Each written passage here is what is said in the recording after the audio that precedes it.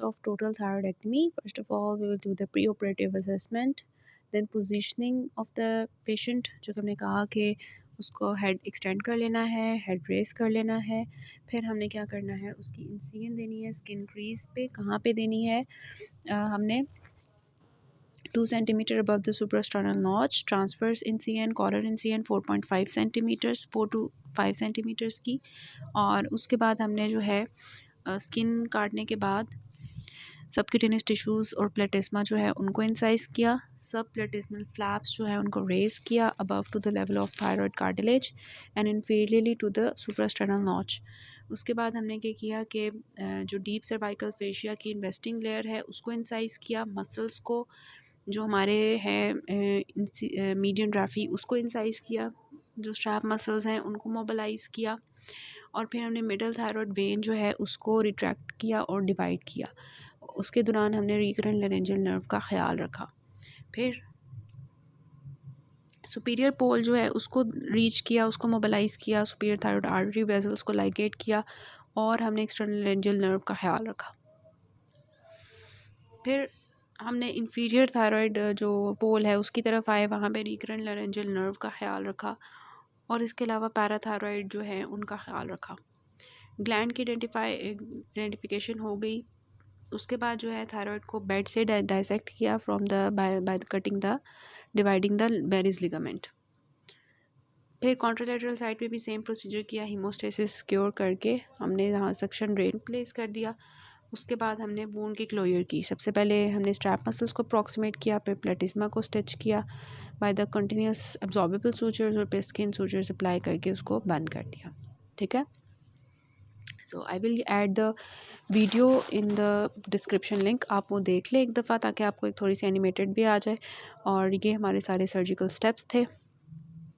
इस तरह से आप इसके स्टेप्स लिखेंगे। Then 2 complications of the operation क्या हो सकते हैं? कॉम्प्लिकेशंस में रिकरेंट लेरेंजियल नर्व पैरालिसिस हो सकती है, थायराइड इनसफिशिएंसी हो सकती है। बाकी कॉम्प्लिकेशंस हम देख चुके हैं। The young lady with the multinodular goiter has been advised surgery for cosmetic reasons. Steps of operation of subtotal thyroidectomy. तो ये आपने लिख देने हैं। ये वो पिक्चर है थायरोग्लॉसल सिस्ट की फॉर मेंसिकम, और फिर यहाँ पे थायरोग्लॉसल डक्ट का रेमिनेंट हो सकता है, पिरामिडल रेमिनेंट हो सकता है, और ये नीचे हमारा सारा है।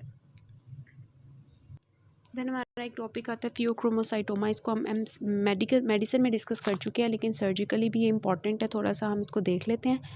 आपको पता है एड्रीनल जो मेड्यूला होता है उसमें से जो ट्यूमर्स निकलते हैं उसको फियोक्रोमोसाइटोमा कहते हैं। और एड्रीनल मेड्यूला जो है वो नॉर्मली भी एपिनेफ्रिन और एपिनेफ्रिन रिलीज़ कर रहा होता है, लेकिन अगर इसका ट्यूमर बन जाए तो ये हद से ज़्यादा रिलीज़ होना शुरू हो जाएंगे। अब इसके बारे में इसको 10% ट्यूमर्स भी कहते हैं, क्योंकि 10% एक्स्ट्रा एड्रीनल होते हैं, मतलब ज़्यादातर ये एड्रीनल होते हैं। 10% बायलेटरल होते हैं, मतलब ज़्यादातर 90% केसेस में ये यूनिलेटरल होते हैं। 10% फेमिलियल होते हैं, मतलब ज़्यादातर ये स्पोरेडिक होते हैं। 10% ये बच्चों में होते हैं, मतलब ज़्यादातर ये अडल्ट्स में होते हैं। और 10% ये मेलिग्नेंट होते हैं, मतलब ज़्यादातर ये बिनाइन होते हैं। मतलब ज़्यादातर केसेस में ये एड्रीनल ग्लैंड में होते हैं, एक साइड पे होते हैं, और बड़ों में होते हैं और बिनाइन होते हैं। ठीक है। और इसके बाद यही है कि it is associated with main type 2, और इसके अलावा VHL न्यूरोफाइब्रोमाटोसिस उनके साथ ये एसोसिएटेड होता है। ठीक है। अगर ये प्रेगनेंसी में जो है आए तो पेशेंट को हम डिटेक्ट कर सकते हैं कि ये हाइपरटेंशन ऑफ प्रेगनेंसी है, क्योंकि एपिनेफ्रिन और एपिनेफ्रिन जो है ये सारे हाइपरटेंशन ही करवा रहे होते हैं। तो मेलिग्नेंसी का जो इंडिकेटिव है वो ये है कि अगर ये ट्यूमर कैप्सूल को वेजल्स को इन्वेड कर ले, या KI67 पॉजिटिव सेल्स हो, तो इसका मतलब ये मेलिग्नेंट ट्यूमर है, अदरवाइज़ ये बेनाइन होता है। क्लिनिकल फीचर्स क्या होते हैं? क्योंकि एपिनेफ्रिन है और एपिनेफ्रिन रिलीज़ हो रहे होते हैं, तो पेशेंट को जो है हेडेक, पैल्पिटेशंस और स्वेटिंग हो रही होती है। 90% पेशेंट में ये ट्रायड होता है, सर दर्द, पैल्पिटेशंस और स्वेटिंग। इसके अलावा हाइपरटेंशन है, वेट लॉस है, हाइपरग्लाइसीमिया है, उसके अलावा नोज़िया है, साइकोलॉजिकल इफ़ेक्ट्स है। डायग्नोसिस हम कैसे करेंगे? सबसे पहले बायोकेमिकल है, फिर रेडियोग्राफिक है। बायोकेमिकल में जितने भी हाइपरटेंसिव पेशेंट्स आपके पास यंग एज में आ रहे हैं, वैसे तो hypertensive is a disease of old age, लेकिन यंग पेशेंट्स के अगर हाइपरटेंशन के साथ आ रहे हैं 40 ईयर्स से कम के, तो आपने ज़रूर सोचना है कि इसको ट्यूमर के लिए स्क्रीन कर लें हम। फियोक्रोमासाइटोमा के लिए। फिर आपने उनकी जो है वो कैटेकोलामीन लेवल्स चेक करवा लेने हैं यूरिन में। तो 24 आवर्स यूरिनरी एक्सर्शन जो है एक्सक्रीशन हम देखेंगे एट कैटेकोलामीन्स और उसके मेटाबोलाइट्स जो कि मेटानेफ्रिन और नॉन एपिनेफ्रिन और विंडाइल मैंडेलिक एसिड है। फिर क्रेटिनिन लेवल हम चेक करवा लेंगे, सीरम कैटेकोलामीन्स लेवल चेक करवा लेंगे और बापसी इसमें कॉन्ट्राइंडिकेटेड है। बायोकेमिकल जिसमें हमने उसका ब्लड प्रेशर चेक किया, उसके बाद हमने उनकी कैटेकोलामीन्स चेक की, क्रेटिनिन का लेवल चेक किया, यूरिनरी कैटेकोलामीन्स और सीरम कैटेकोलामीन्स। ठीक है। दूसरा रेडियोग्राफिक कि ट्यूमर को हमने देखना है। ट्यूमर को देखने के लिए सीटी स्कैन और एमआरआई करेंगे। इसके अलावा हम स्पेक्ट स्कैन भी कर सकते हैं जो कि प्राइमरी ट्यूमर्स को आइडेंटिफाई कर लेगा और पूरी बॉडी का स्कैन हो जाएगा, जिससे हमें पता चलेगा कि वो ट्यूमर कहीं एक्स्ट्रा एड्रीनल भी बना हुआ है तो वो भी नज़र आ जाएगा। डीडीज़ क्या है, क्योंकि पेशेंट हाइपरटेंशन के साथ आ रहा है तो essential hypertension, anxiety neurosis, psychiatric disorders, hyperthyroidism, functional bowel disorder भी हम सोच सकते हैं। ट्रीटमेंट क्या होगा कि हम सर्जरी करी उस ट्यूमर को निकाल दें। तो हम सर्जरी करने से पहले एक चीज़ आती है कि हमने अल्फ़ा ब्लॉकर्स और बीटा ब्लॉकर्स देने होते हैं, क्योंकि सर्जरी करने से पहले हमने ब्लड प्रेशर पेशेंट का कंट्रोल करना होता है। तो हम अल्फ़ा ब्लॉकर देंगे ताकि उसका बीपी कंट्रोल हो जाए, ठीक है, और बीटा ब्लॉकर देंगे ताकि हार्ट के ऊपर जो उसकी एक्टिविटी ज़्यादा हुई है वो भी कम हो जाए। देखिए कार्डियोरेथमियास को प्रिवेंट करने के लिए बीटा ब्लॉकर्स, ठीक है। तो अल्फ़ा ब्लॉकर्स बीटा ब्लॉकर्स देने के बाद उसको स्टेबलाइज करके बीपी स्टेबलाइज करके फिर हमने सर्जरी की तरफ जाना होता है, ठीक है। इसके अलावा short acting alpha beta blockers agents sodium nitroprusside जो हैं ये भी हम सर्जरी करने से पहले दे देते हैं। तो ये चीज़ होती है। फियोक्रोमासाइटोमा डायग्नोसिस कैसे हुआ, यूरिनरी 24 आवर्स मेटानेफ्रिन्स जो उसके मेटाबोलाइट्स होते हैं एपिनेफ्रिन और एपिनेफ्रिन के, विनाइल मैंडेलिक एसिड विनेफ्रिन और कैटेकोलामीन्स।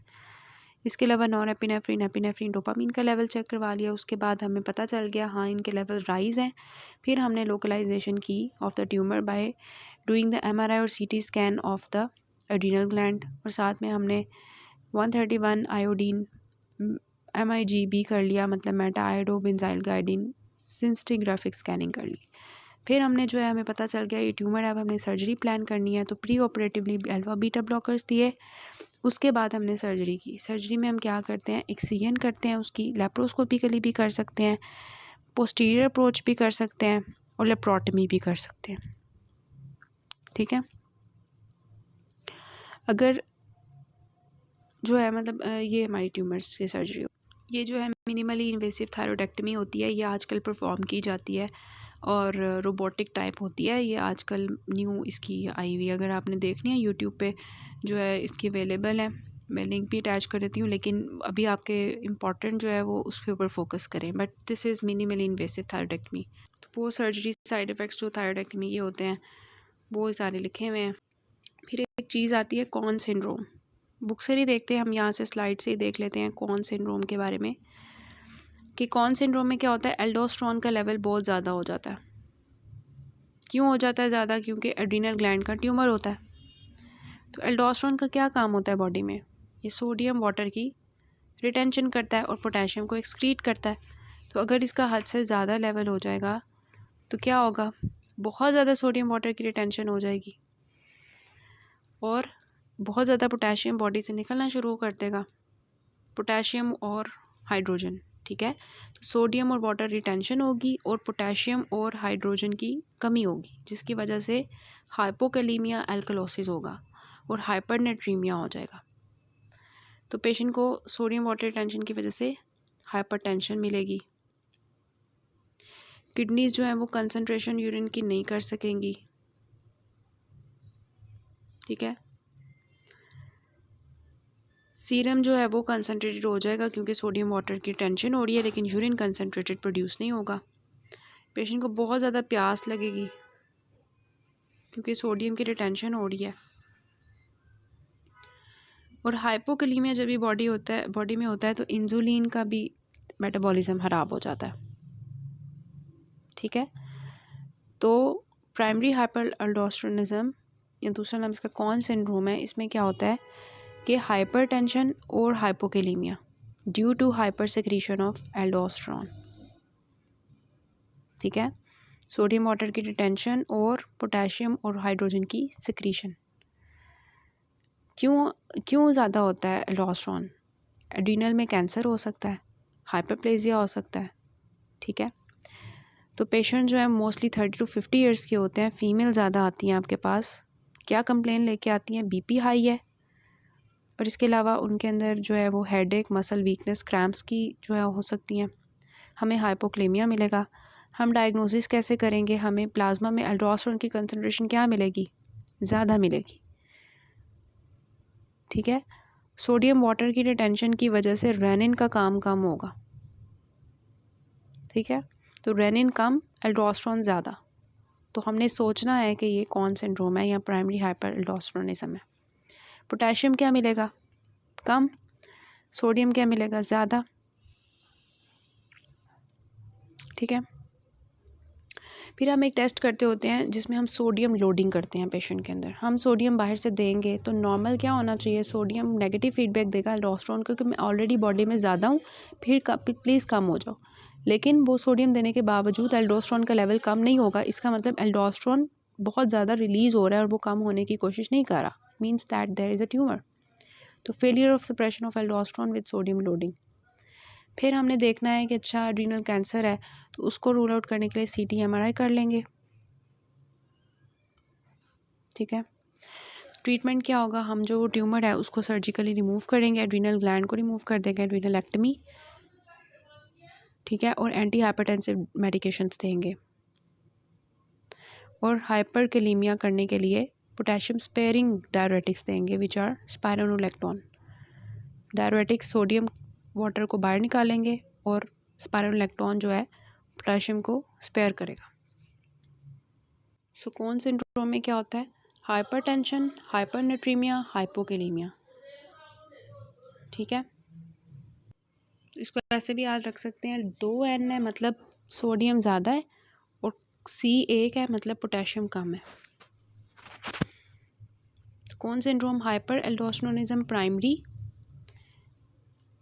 एल्डोस्टेरोनिज्म यूनिलेटरल होगा तो उस केस में कैंसर। बायलेटरल है तो दोनों साइड का होगा। तो प्राइमरी हाइपर एल्डोस्टेरोनिज्म को कहते हैं कौन सिंड्रोम। ये मैंने आपको इसके साथ डिस्कस करवाया क्योंकि देखें एक फियोक्रोमोसाइटोमा है, उसमें भी पेशेंट को हाइपरटेंशन हो रही है। ये जो कौन सिंड्रोम है इसमें भी हाइपरटेंशन हो रही है, तो आपने कैसे डिफ्रेंशिएट करना है, ठीक है। ये हमारी कुछ स्टडीज़ हैं जो डायग्नोसिस है जिससे हम इसको सेपरेट करते हैं। फिर फियोक्रोमोसाइटोमा में क्या सिम्टम्स हैं? High blood pressure, headache, sweating, और ये बाकी हार्ट के भी आ सकते हैं। So this is all about the endocrine surgery. इसमें से थायराइड का पोर्शन ज़्यादा इंपॉर्टेंट है, और बाकी मैंने आपको 2 टॉपिक्स करवाए हैं, कौन सिंड्रोम और जो है ना आपका ये जो है फियोक्रोमोसाइटोमा। इसके अलावा बाकी topics medicine point of view से इंपॉर्टेंट है, सर्जिकली इंपॉर्टेंट नहीं है। This is all about this chapter.